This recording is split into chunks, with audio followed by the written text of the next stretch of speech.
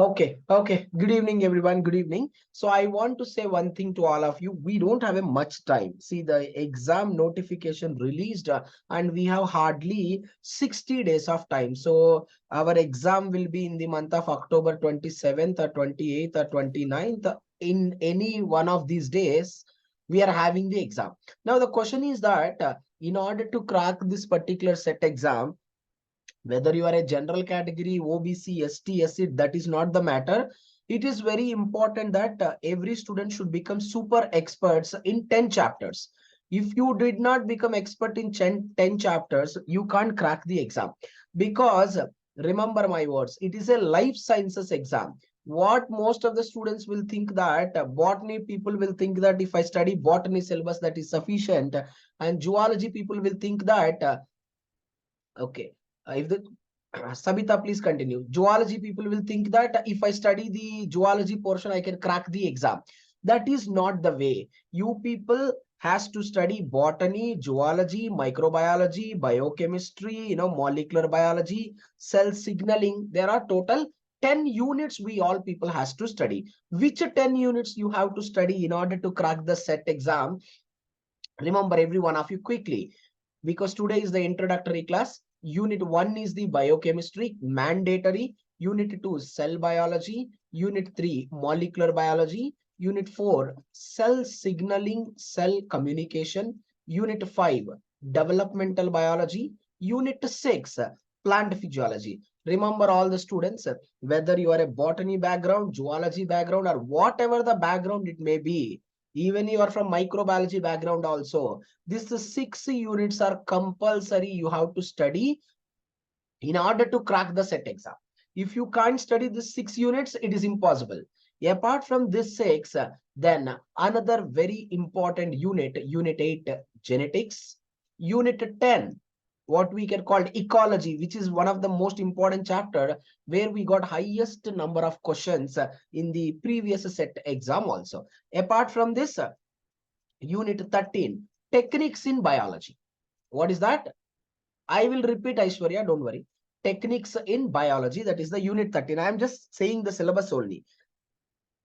Unit 1, biochem. Unit 2, cell biology. Unit 3, molecular biology. Unit 4, cell signaling. Unit 5, developmental biology. Unit 6, plant physiology. Unit 8, genetics. Unit 10, ecology. Unit 13, techniques in biology. Okay, these units you have to study compulsory, these 9 units, and you people can choose any one unit between unit 7, unit 11, unit 12. Among these 3 units, you people can choose any one unit. What is unit 7? Human physiology. What is unit 11? Evolution. What is unit 12? Applied biology. Among these 3 units, you people can choose any one unit, and along this 9 units. So total 10 units are must and should mandatory that you people has to cover. Okay. And what I used to observe is all the teachers and all the students in Andhra and Telangana, when they are preparing for a set and net exam, they just use it to read, very, very basic concepts. This is not an intermediate level exam. This is not a JL or a DL exam. Of course, let's consider TS set is almost equal to the DL or more than the DL level also. That's why you people should have a good subject knowledge. Then only you can crack the exam. Now, the question is that we are having the time till October 26th only. So let's consider October 26th is our last date. So in the October 26th, before this, I have to finish 10 units. I am telling you right now, you people has to go little faster. You people has to be super regular. And till September 5th, that is 1 week period, you are having the class every single day, 8 to 9:30 p.m. from tomorrow onwards till September 5th, till I complete the molecular biology. Okay. The moment I complete the molecular biology from the September 5th onwards, let's consider from the September 5th only. From the September 5th only, we are having the 3 classes. Timings I will inform according to all people convenience, because Once we take 3 classes, then only we can cover the exam. Otherwise, it's very, very difficult to cover the exam, right? Because we have that much vast amount of the syllabus. Okay. Now, second thing, I'm not worried about the fees and all. The second thing I'm telling to all of you, if you are not dedicated and if you are not serious about the set exam, I'm telling you today itself, don't join the classes from tomorrow. I'm telling you very straightforward. Okay. If you're really passionate that you have to crack the set exam without fail and you want to settle, then only you join regularly. Okay. I need only consistency, regularity, and your dedication. And it's my responsibility to make you 100%, clear this particular exam if you strictly follow me. Okay, so now from today till the September 4th, we are starting the unit 3, that is the molecular biology. Okay, now how many number of questions that we can expect in this particular unit 3? All the students listen, in the unit 3, if you look into the question paper 2023, which has happened in the month of March, in this particular exam, we got 9 questions from the molecular biology. And if you look into the 2020-2019 paper, again, we got an average of 8 to 9 questions. So let's consider from this particular unit, you will get an average number of questions, which are 8 questions. Now, what kind of questions that you can expect in the unit 3? I will tell you, listen to me. In the unit 3, friends, you can expect all the type of questions, like statement related questions you can get. You can get the questions from the matching. Very important, where most of the students are unable to answer the questions, that is the experimental based questions also. But experimental based questions are little less in number compared to the statement matching questions. And listen, the molecular biology chapter is purely conceptual. When I use the word conceptual, remember my words, 80% of the concept and 20% you have to remember. 80% you have to understood, 20% you have to remember. If you understood and remember the concept, 100% you can answer the question. And for the molecular biology, you people no need to touch even a book also. You don't need to touch a single book. You strictly listen my lesson very strictly and read the PPTs very clearly. I will give you the guarantee that out of 8 questions that are asking in the exam, very easily you can answer 7 questions. But the point is that you should have a good understanding of the concept. Okay. Now let's talk about the unit 3 molecular biology. First, I will explain to all of you 20 minutes continuously. After 20 minutes, I'll give you the time. Then you can raise all your doubts. Okay, I'll explain very basic to the extremely depth. By that, you can answer any kind of a questions. Okay, please have patience and try to follow me very correctly. Okay, now let's start. The first one, what exactly we have to read in the molecular biology chapter? We have to read replication. We have to read transcription, that is called mRNA synthesis. And we have to read translation, that is the protein synthesis. Apart from that, what we have to read, friends? We have to read the gene regulation. When I use the word gene regulation, we have to study prokaryotic organism also. We have to study eukaryotic organism also compulsory. Apart from this, we have another topic called as DNA repair mechanisms. These are all the various topics that we have to study in the chapter of molecular biology. Don't get confused with this. Okay. Now we are starting with the first concept, DNA replication. Okay. Now let's try to understand. So please don't disturb me for 20 minutes. After 20 minutes, I will solve all your doubts. Automatically, you'll understand the concept. Now, you all people know very well, we studied from the 11th standard only. In the year of 1953, you know very well, 2 intelligent scientists, and keep answering my questions, James Watson and Francis Crick. These two are the 2 intelligent scientists who proposed the double helical structure of the DNA. They are the one who proposed. But you all people know very well, they have proposed the double helical structure of the DNA based on what technique, friends? Based on the X-ray crystallography. Based on what crystallography? based on the X-ray crystallography taken by the Rosalind Wilkins and James Franklin. So later, friends, the Nobel Prize was shared with 4 people. Initially, these 2 people received the Nobel Prize. Later, the Nobel Prize is shared to the Wilkins and Franklin. Why? Because based on their X-ray crystallographic structure only, the Watson and Crick is able to identify the double structure. Okay. Shailaja, please continue. Please, from tomorrow onwards, don't miss the classes. I am requesting everyone, please be super disciplined and attend the class very regularly. Okay. Okay, now we just started the molecular biology. Let's continue. Okay, now the entire lesson of the molecular biology, whatever we are going to read, is exclusively depending on this particular slide.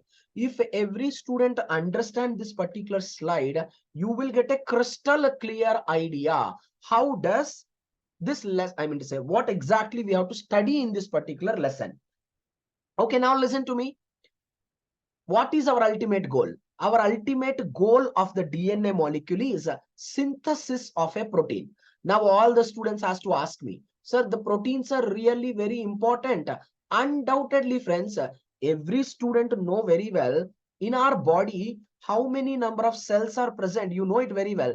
37.2 trillion cells are present. Now, 37.2 trillion cells present in our body exclusively require proteins in order to perform their function. Any function performed by the cell, it is exclusively under the control of a protein molecule only. You know it very well. Now, my question is, who will synthesize this particular protein? Undoubtedly, friends, this particular protein can be synthesized by an important DNA molecule. There is no doubt about it. So now you all people has to ask me a question. Sir, you are saying that DNA is the one which can synthesize the protein. Now you can ask me a question. Sir, then why not DNA? DNA cannot synthesize the protein directly. What is the reason? What is the reason that the DNA cannot synthesize the protein directly? Why the DNA synthesize RNA first, then RNA can synthesize the protein? The answer is very clear, friends. The DNA molecule is a very stable molecule, very stable. Suppose example, if the DNA get damaged while synthesizing the protein, you can't repair it. So in a simple words, in order to protect its integrity, in order to protect its stability, DNA won't synthesize the protein directly. Instead of synthesizing the protein directly, first DNA synthesize RNA. Now you can ask me that, sir, what happens if the RNA get damaged? No problem. If the RNA get damaged, we have a DNA, right? DNA can synthesize multiple copies of the RNA. So that's why DNA synthesizes RNA first, then later, my friends, RNA synthesize protein. I'm requesting every one of you focus on this particular slide. I'll ask you the questions. From this particular picture also, we got 2 questions in the 2023 question paper. Let me solve. Focus. Simple questions. Now, DNA is going to give rise to the RNA. There is no doubt about it. But friends, before DNA giving rise to the RNA molecule, first DNA undergo the process called as replication. Now the question is very clear. What do you mean by the word DNA replication? Duplication of the DNA. See, you are all looking like our mother, and we are all looking like mothers and father. Why? Why we all people look like our mother and our father? Because their genetic material passed from their generation to our generation. Is it or not? So that's why DNA, before synthesizing the RNA, it will replicate itself. It will duplicate itself. That is called DNA replication. Now all the students listen. Now DNA is going to give rise to what? RNA. Again, most of the students will think that if the DNA want to give rise to the RNA, we require an entire DNA molecule. That is also absolutely wrong statement. If you want to synthesize the RNA, you require only a small segment of the DNA. Small part of the DNA is sufficient to give rise to the RNA. Now you can ask me another question. Sir, DNA is a very, very big molecule. In this particular big molecule of DNA, which part of the DNA we required? Simple question, friends. We require a part of the DNA which is involved in the synthesis of protein. Whatever the part of the DNA that is required for the synthesis of protein, only that part can be converted into RNA. So friends, DNA is going to give rise to the RNA, right? So what do you call it, this particular process? This particular process, my friends, we generally call it as the transcription. What do we call it as? Transcription process. Synthesis of RNA from the DNA. That is called transcription. Now, you all people know very well, you all studied many number of times. 99% of the organisms having DNA as their genetic material. Yes or no? Of course, yes. So from the DNA, we can synthesize the RNA. But friends, when you look into the other organisms, listen, such as viruses, do you think virus mostly having what their genetic material? RNA. So my friends, by using RNA, we can synthesize DNA very easily. How is this possible? Listen, synthesis of RNA from the DNA. What do we call it? Transcription. Now, synthesis of RNA from the, synthesis of DNA from the RNA. What do we call it as? We call it as reverse transcription. Yes or no? Transcription means synthesis of RNA from the DNA. Reverse transcription means synthesis of DNA from the RNA. Correct, na? So now this reverse transcription majorly happening in the viruses. Now I will tell you what kind of question that we got in the exam. Now anyway, we synthesized the RNA. Now friends, from the RNA, what we are synthesizing now? From the RNA, there will be a synthesis of a protein. My friends, synthesis of RNA, synthesis of protein from the RNA. What do we call it as? We call it as translation. That is called RNA mediated protein synthesis. RNA guided protein synthesis. That is what exactly, my friends, we called translation. Never ever get confused with that particular point. Now the question for the exam, replication occur in the prokaryotes, replication occur in the eukaryotes. Transcription occur in the prokaryotes, translation occur in the prokaryotes and eukaryotes. Now question for the exam, where they are occurring. That is the question for the exam.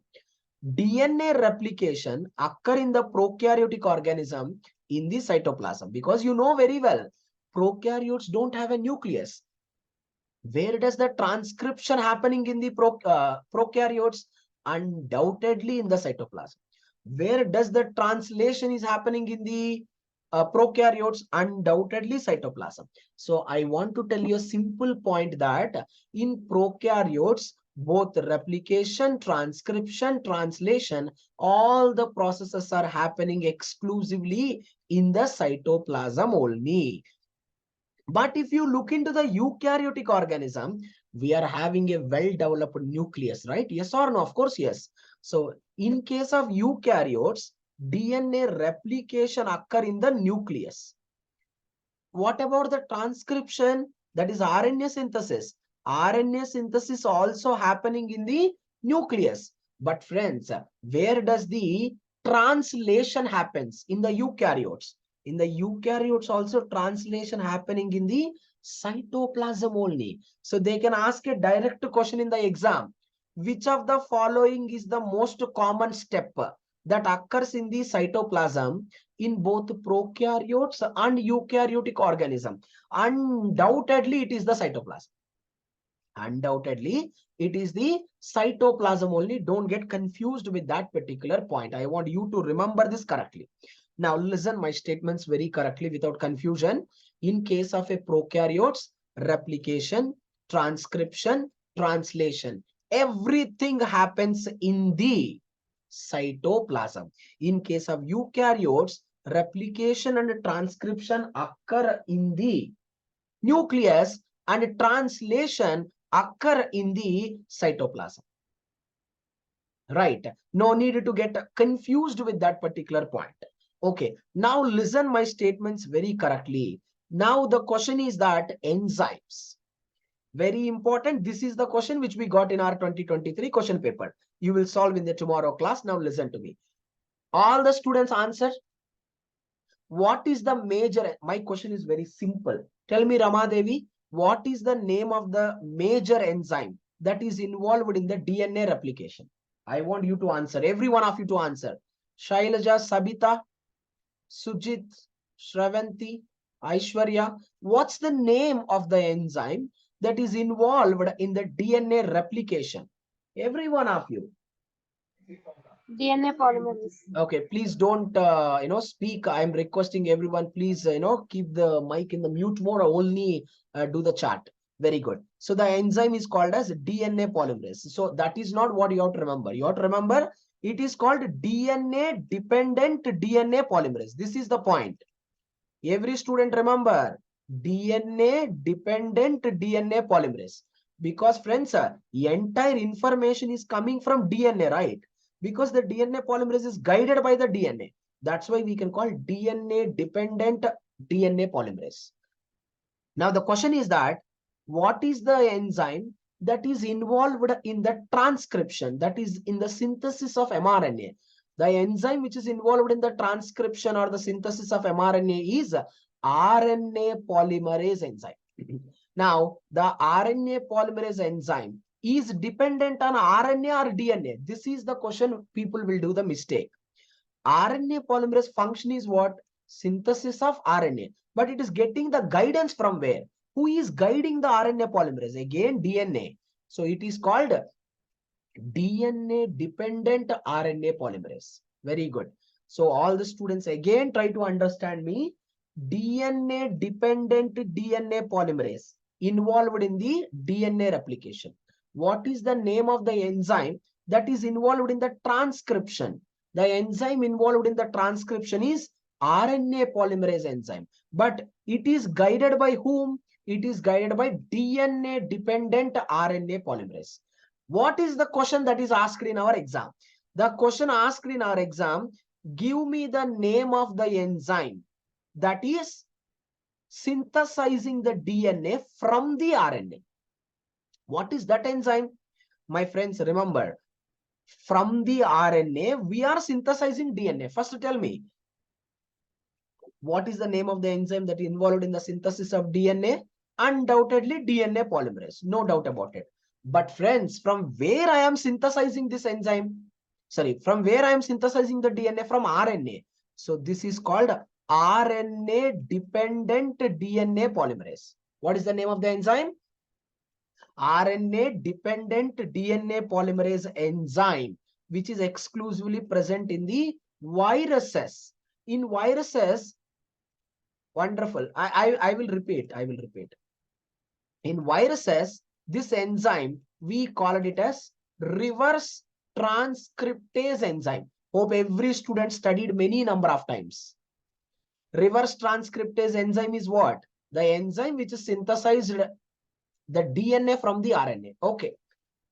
Whomever the students did not understand, follow my words correctly. Every student. There are three enzymes I'm talking about. First enzyme I'm talking about DNA dependent DNA polymerase. What do you mean by the word DNA dependent polymerase? DNA dependent means the entire information is coming from the DNA. That's why we can call DNA dependent DNA polymerase, which is involved in the replication. You got it. Second enzyme called as RNA polymerase. But RNA polymerase is also dependent on what? It is dependent on the DNA only. So I am calling it as DNA dependent RNA polymerase. What is the function of a DNA dependent RNA polymerase enzyme? Synthesis of RNA molecule from the DNA. What, friends?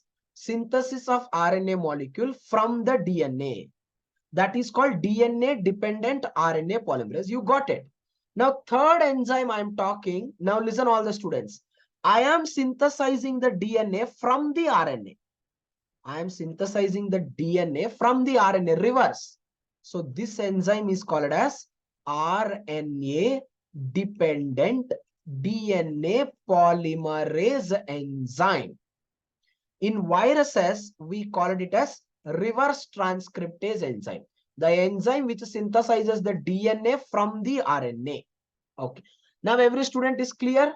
All 7 students just type, is it clear or not? Yes or no? This is the question which was asked in the exam. The enzyme which synthesizes DNA from the RNA. This is called RNA dependent DNA polymerase enzyme. It's a easy to understand that. Okay. See, today is first class now. I'm going slowly, little slowly. See, in the tomorrow class, you all people, 7 students are new. That's why we are going slow. Tomorrow, another 30 to 40 people will join. Okay. Then I'll go little speed, but I will teach very, very effectively. Automatically, you'll get a super concept. The point is that I want you to be very active. Now, so friends, what we concluded finally that from the DNA molecule, there is a synthesis of protein. Correct, na? This, so you remember, from the DNA, where the information is passing, from the DNA, information is passing to RNA. From the RNA, information is passing to the protein. Correct, na? So friends, the passage of the information from the DNA to RNA, RNA to protein, this is called as central dogma. What do we call it as? Central dogma. Central dogma is the process by which the instructions in the DNA are converted into a functional product. That is called central dogma. It is the name of the mechanism. Never get confused with that particular point. Now, so friends, how big unit it is. So what we have to study first? First, we have to study DNA replication. Then we have to study transcription. Then finally, we have to study the translation. But do you think studying DNA replication is that much easy? Never. If you want to study the DNA replication, first, we all people has to study the rules involved in the DNA replication. Second, we have to read enzymes involved in the DNA replication. Third, we have to read the entire process of the DNA replication. This much information we have to read. And mostly from where you can expect the questions. Mostly in the set exam, you will expect the questions from the enzymes.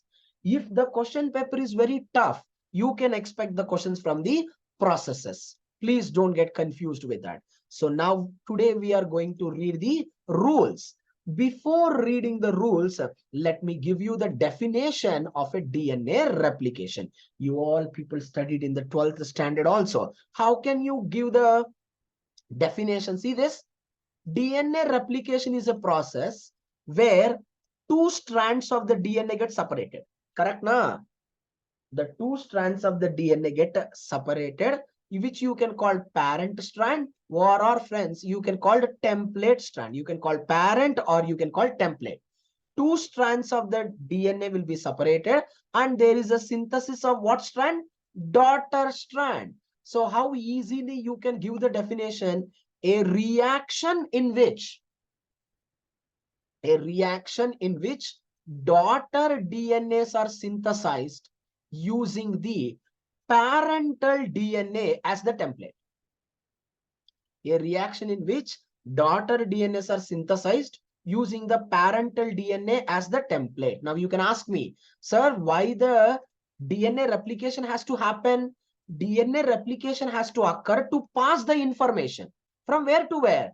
To pass the information from parent to the daughter. That is the ultimate goal of a replication process. Now, whatever the definition I have given you, friends, this is a biological definition. Simple point it is. Now, the same definition I want you to understand chemically. Now, tell me, Shravanti, tell me, Aishwarya, Sabita, if I ask you a question, this is the DNA. If I ask you a question, what does the DNA is made up of? What is the answer you will give? DNA is a big polymer. What does the DNA is made up of? DNA is made up of nucleotides. Correct, na? DNA is made up of nucleotides. Very, very good.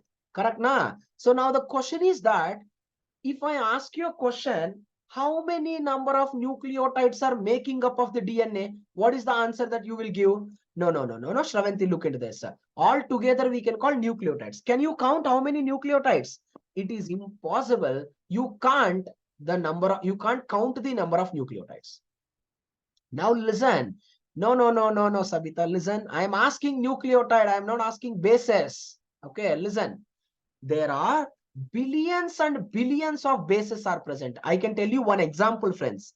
Suppose you take the DNA and you keep it on the floor. You take the DNA and keep it on the floor. You know how much long it will go from the planet Earth, from the planet Mars? 600 times. That much length the DNA molecule is. From the planet Earth to the planet Mars, you can go 600 times. That much long molecule the DNA is. And this particular DNA is made up of what? This particular DNA is made up of nucleotides. Now let me explain you. Now, what is a nucleotide? Nucleotide is made up of three components. Now, Sabita, look into this. Nucleotide is made up of a sugar.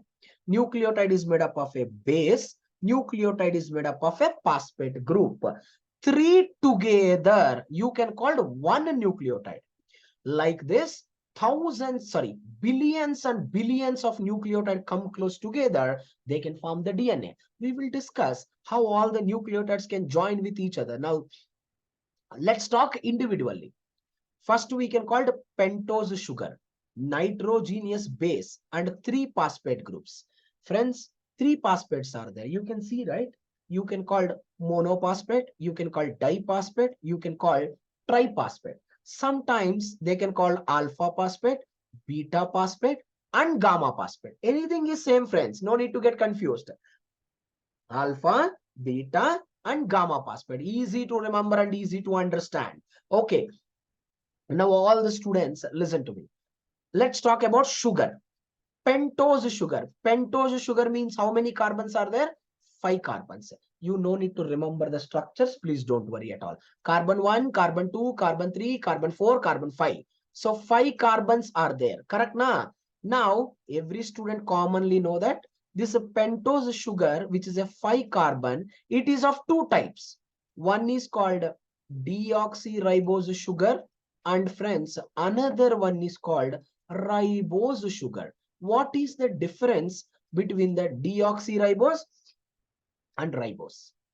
Deoxyribose and ribose, where they are present. First of all, why I am calling it as deoxyribose? Every student, please look into this picture correctly. This is which carbon? Second carbon. Friends, if the second carbon, if it contain only H, hydrogen, we can call deoxyribose. And if the second carbon, instead of the hydrogen, if it contain OH group, then you can call the ribose sugar. Every student know very well. Ribose sugar present in the RNA. Deoxyribose sugar present in the DNA. That's why we can call DNA as the deoxyribonucleic acid. RNA is called as what? RNA is called as the ribonucleic acid. Please don't get confused with that particular point. I want you to understand it very correctly. Now look into this. Look into this. So deoxyribose present in the DNA. Okay, you got it. Why I call deoxyribose? D means no. Oxy means oxygen. There is a no oxygen. That's why we can call deoxyribose, only present in the DNA. You got it. Now, friends, nitrogenous base. How many nitrogenous bases are present, friends? There are total 4 nitrogenous bases are present, which we can call adenine, guanine, cytosine, and thymine. Okay, there are total 4 bases are present. No need to get confused with that particular point. Okay, now all the students listen what exactly I'm saying. This adenine and guanine we can call purines. And every student look into the picture. Purines are bicyclic ring. What do you mean by the word bicyclic? Which means 2 rings are there. 1, 2, 1, 2. But friends, if you look into the pyrimidines, we called them as the monocyclic. Monocyclic means there is only presence of one ring. That's all. Correct, na? No need to get confused with that particular point. Okay. Now you got that very correctly. Now the question is very clear. We will study in the later. According to the Chargaff's rule, all the purines equal to pyrimidines. In other words, how many number of purines are present in the DNA, that many number of pyrimidines are present in the DNA. That is the Chargaff's rule. Now, this is not the question. You are not going to get the question from here. Now, my question to all the students is very clear. I told you, nucleotide means sugar is present, base is present, and phosphate group is present. Now, the question is that how all the three can be joined with each other. My question is how all the three can be joined with each other. That is my question. Now, all the students try to understand me correctly. This is sugar and this is base. Correct, na? Look into this point, friends. The first carbon of the sugar, this is called first carbon. This is the first carbon, right? First carbon of the sugar. No. Listen. First carbon of the sugar connected to the base. By what bond? We can call the N-glycosidic bond. The bond between the sugar and base, it is called glycosidic bond.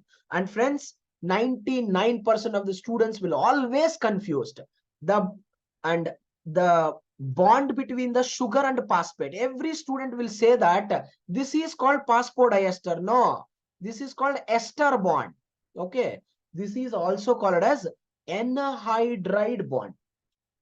This is called as what? Anhydride bond or ester bond. Now, so remember everyone again and again, the bond present between the sugar and base, it is called N-glycosidic bond. The bond between the sugar and phosphate group, this bond, it is called anhydride or ester bond. Now you can ask me, sir, then what is called phosphodiester bond? All the students keep the point in your mind. Phosphodiester bond means the bond formed between two nucleotides. Everyone listen, I'm drawing two nucleotides. This is the first nucleotide having sugar, base, and phosphate group. Okay, this is one nucleotide. You got it? And I am writing it second nucleotide. This is the second nucleotide having sugar, having base, and having phosphate group. Okay, this is the second nucleotide. Now the question is that the bond formed between here, these two, this is called phosphodiester bond. The bond formed between 3' hydroxyl group and 5' phosphate. Here 3' hydroxyl group of sugar combined with the 5' phosphate. This is called phosphodiester bond. What I'm trying to explain to all the students, the bond located between two nucleotides, this is called phosphodiester bond. No need to get confused with that. Okay, the bond present within the nucleotide, in one nucleotide, that is called ester bond, or the basically called anhydride bond. Always remember that. You don't use the word ester also. Remember the anhydride bond. Now, so friends, now you know what is nucleic acid. You know what is DNA. Now, if the DNA want to undergo the replication, it has to compulsory, has to follow some rules. If it is not following the rules, the DNA never ever undergo the replication. An example, friends, you are all people are writing the Tsset exam. If you want to write the Tsset exam, you require some eligibility criteria. If you are not eligible for that particular exam, you can't write it. Same way, if the DNA is not following the rules, DNA also never undergo the process of replication. And what are those rules? Semi-conservative, starts at the origin, synthesis always occur in 5' to 3'. It can be unidirectional or bidirectional, semi-discontinuous, RNA primers are required, high fidelity. I will discuss one by one, don't worry. Now the question is that the DNA has to follow all these rules or any few of the rules it has to follow. All the students keep the point in your mind. The DNA has to follow every single rule compulsory. If it misses even a single rule also, the replication will stop. The replication never happens only, first of all. So that's why it has to follow every single rule. And there is a great possibility that we will expect the questions from here. Among these, if you get the question from an experimental, you will get the question from the semi-conservative model, from the experimental based question, which we got in our 2019 question paper of the TS set also. Right. Then I'm talking only experimental based question. You can also get the question from the semi-discontinuous. Okay. Anyway, is it clear everyone till this particular slide? Today is a just introductory class. I will stop here. Okay. Clear everyone? Sabita, Shravanti, Sujit, Aishwarya, I hope you people are not feeling fast because you people are very new and you have to habituate to this. Is it fine for everyone? The speed? I want all of you has to give the reply, every one of you. Okay, I'm requesting everyone compulsory, just to send hi to me, to the specific number. Okay. I have given one number. People will add you in the common WhatsApp group. Okay. Compulsory give that. And from tomorrow onwards, I'm telling you right now, the class will be 1.5 hours, 8 to 9:30 p.m. Okay. Till September 5th. From September 5th onwards, you are having 2 classes, 2 to 3 classes, because we have to cover so much. We have to practice more number of questions also. Okay, so just say hi to that. I will, someone will create the WhatsApp group and add all of you. By that, you will get all the information from there itself. Okay, see, Aishwarya, I told you right in the starting, till September 4th, these timings are fixed, 8 to 9:30 p.m. every single day except Sunday. Okay, till September 4th. At September 4th, we will decide the timings on September 4th. Mostly, dear, it will be 6 a.m. in the morning and it will be 6:30 p.m. in the evening, again 8 o'clock in the evening. Okay, because we have to finish everything very faster. Okay, done. That's fine. I'm telling you, friends, only till September 4th, all the classes will be in the Zoom because most of the people has to get it. After September 4th, every class is through the app. Okay, I told you, right? For 5 to 6 days, you can take the free classes. So that's why after that, everything is through the app only. Okay. Okay, that's perfect. Everyone say hi once in the group, in the WhatsApp. People will add you in the common group. Okay. Okay, friends. I will see you tomorrow sharp 8 p.m. without fail. I want every one of you to attend because tomorrow onwards, more number of students will join. I want you to adjust to the speed and learn the concepts correctly. Okay. Thank you. Thank you, all of you. Thank you. Thank you.